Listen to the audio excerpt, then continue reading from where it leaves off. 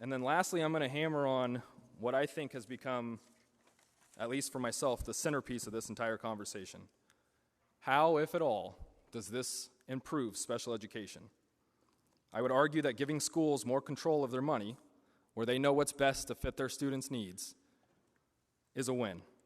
Implementing the special education task force recommendations of the task force that met, I think it was a couple years ago, both public and private schools coming together, implementing those recommendations is a win. Creating a division of special education within the Department of Education to have oversight, which is not unprecedented, that has happened before, that is a win.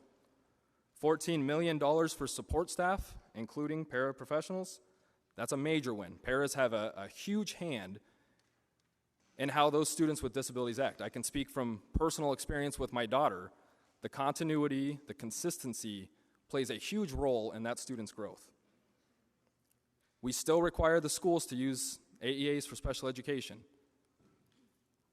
The reports that the AEAs would give to the schools on the services that they're using, the cost, etc., I think that's a win because it's transparent, gives everybody an idea what's going on, what they're getting their money's worth for, etc.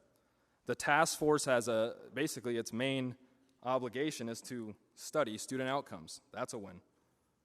We don't have any money coming out of the system. And lastly on this front, and I know my wife didn't want me to bring this up, we have a 5-year-old autistic daughter. She has received services from the area education agency up in our area. We were very proud of the work that they had done. We have seen incredible growth in our daughter. I've heard and seen numerous different comments out there that I find to be inflammatory, disrespectful, and straight up false. I'll go back. I signed myself this bill, not as a punishment, not because I really wanted to hold 20 meetings a week and everything else. I signed it because I knew if this deals with special education, this deals with my daughter's future, but it also deals with so many of the different families and individuals that I know in the disabilities community.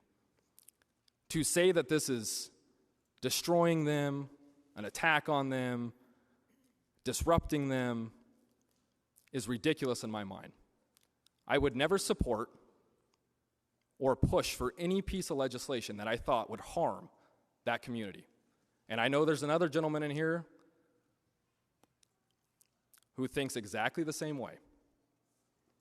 So before somebody wants to go on a tangent on that one, I challenge you, if you want to make that accusation, bring it. Mr. Speaker, those are my opening remarks.